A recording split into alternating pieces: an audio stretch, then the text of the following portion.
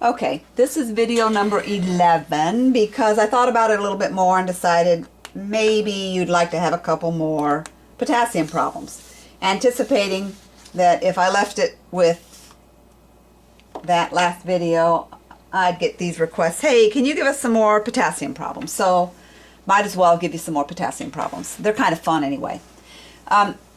You don't have this one on paper, you can just like write it down. Your hospital policy says you can give 10 milliequivalents of potassium per hour from all IV sources. So in this scenario, imagine that your patient has a 24-hour bag, that would be a TPN bag, and that 24-hour bag has 60 milliequivalents of potassium mixed in it.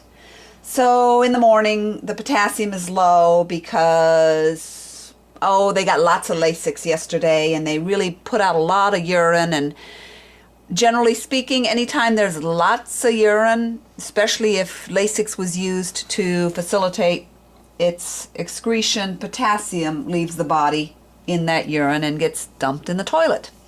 So potassium's low this morning, and so the doctor says, writes an order to hang a K-Rider, 40 of potassium and 100 mils.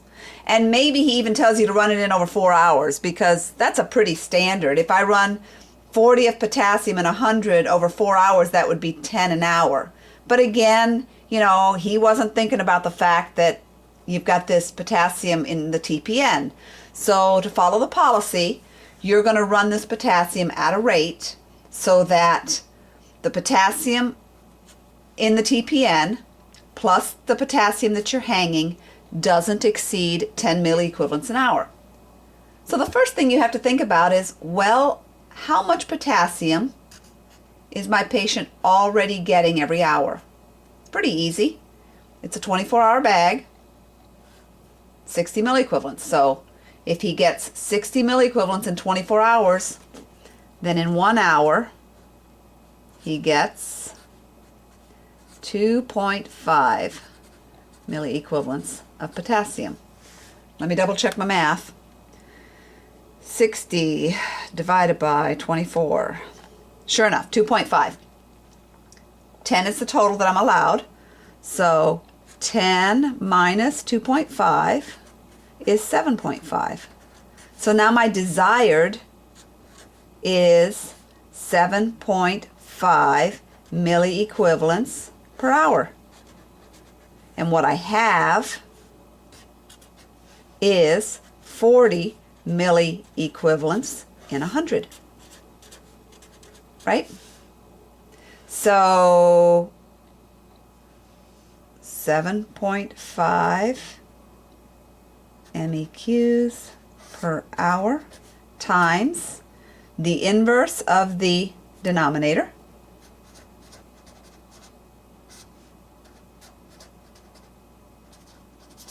Okay, it's really pretty straightforward. Your milliequivalents cancel out. You have mils per hour. And now it's 7.5 times 100 divided by 40. 18.75 milliliters per hour. Now, if you had a pump that didn't let you do 18.75, and you're going to be a stickler to the letter of the law, the policy says can't exceed 10 milliequivalents. If you had to round, you'd have to say 18 milliliters per hour. All right, would I mark you wrong if you said 19? Boy, probably not.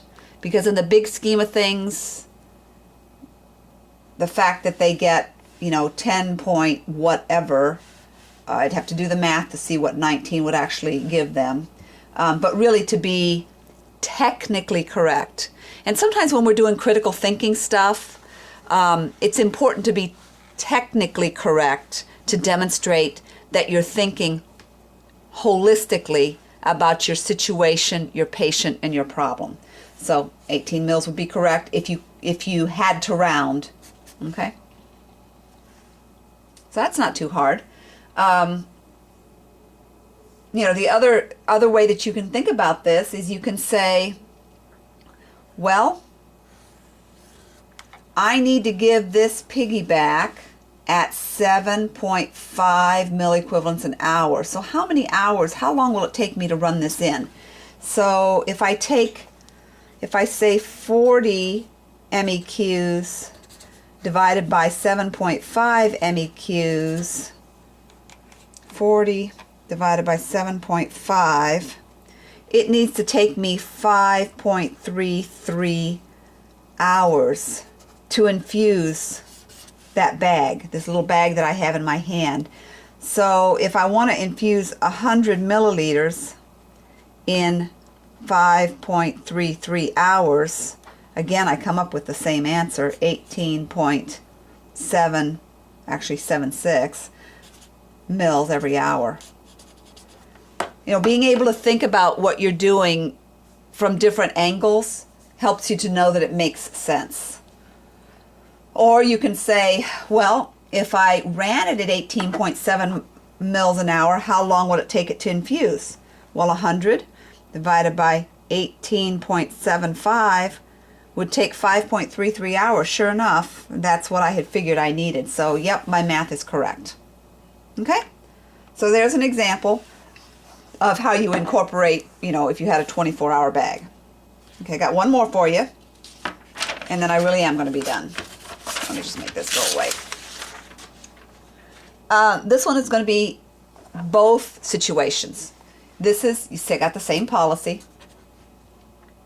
I have an IV infusing. It's normal saline with 20 of potassiums per liter, and it's going at 50 mils an hour. That's running in an IV on the right side. On the left side are actually in a central line. Oh, let me change that up a bit. Patient's got a triple lumen catheter. So in one port of their triple lumen, they've got this clear bag of normal saline. It's got 20 of potassium in it, and it's going at 50 an hour. So, you know, it's a liter bag. It's a liter bag, 1 liter. The whole liter has 20 Ks in it, and it's going at 50 mLs every hour. Okay, in another port, they've got TPN going. Typically, you know, TPN's this big fat bag, and it tends to be white if it's got lipids in it. Doesn't always have lipids, then it might be yellow because of some of the vitamins and stuff they put in it. But one of the things that you know that's in this bag, because the label says so, is that there's 7 Ks, and of course I mean milliequivalents, in this bag. And it doesn't matter what the rate is, because certainly it is hanging at a given rate. The pump will tell you that it's going at X mils per hour. But those X mils per hour will make this bag infuse in 24 hours. So for the purposes of this problem, what you need to know is that this bag is going to be done in 24 hours. So if this is a 24-hour bag, they're getting 1/24 of that potassium every hour. So they're getting potassium here, and they're getting potassium here, and now I'm going to hang a little rider. So let's figure out first how much potassium is already going. Which one you want to do first? Well, it doesn't matter. Let's do this one first because I think it's easy. 24-hour bag with 70 in it. So 70 divided by 24. I get my handy dandy calculator because I'm not doing that in my head. Divided by 24. 2.9. 2.9 MEQs of K every hour, because this is a 24-hour bag that has 70 of potassium in it. So he's already getting this. We got this liter bag here that has 20 of potassium in the whole liter. So you can say to yourself, well, how much potassium is in every mil? Okay, or I'll show you what I prefer to do. 20 divided by 1,000. There is 0.02 Ks per mil. You can do that and then multiply it by the 50 to see how much potassium is going in every hour. Or this is easy for me to see. I see a liter bag, 1,000 milliliters, It's going at 50 an hour, so that means that it takes this whole bag 20 hours to infuse, right? Because 1,000 divided by 50 every hour is 20 hours. So 1,000 mils divided by 50 mils per hour would make your mils cancel out, and you would have 20 hours. So in 20 hours, the patient's getting 20 milliequivalents of potassium. So that's 1 potassium every hour. So from this, however you calculate it, you can either do this times 50, that'll give you 1, or you can do what I did here, where I look at the bag and I say, a liter's going at 50 an hour. That's going to take 20 hours to go in. They get 20 Ks in 20 hours. It's 1 potassium an hour. 1 potassium per hour is going in here. Policy, 10 an hour. So 10 minus 2.9 minus 1 is 6.1 MEQs per hour. This is what's desired, because they've already got 3.9 going in, right? 3.9 is already infusing every hour. I can go up to 10. So what I can do with what's left is run it at 6.1 milliequivalents an hour. What I have is 20 and 50. So 6.1 MEQs per hour. That's my desired. What I have is 20 MEQs in 50 milliliters. Okay? Flip my denominator.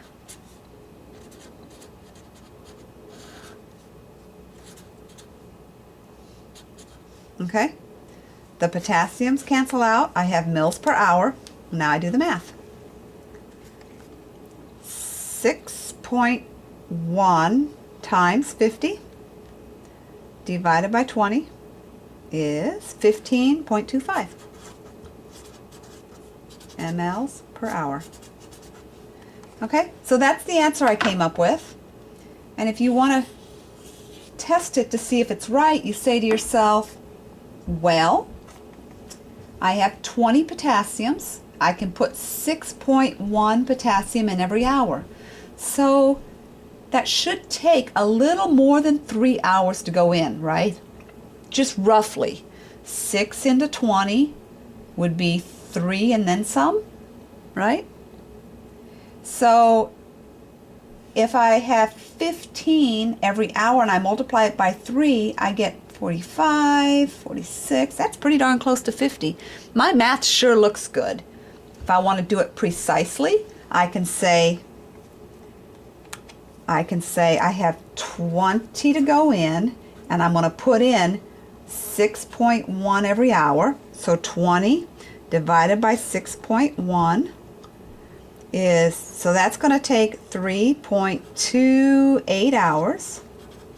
If I'm putting in 15.25 mils every hour and I'm running it for 3.28 hours, times 15.25 times 15.25, sure enough, I come up with 49.99. So my math is correct.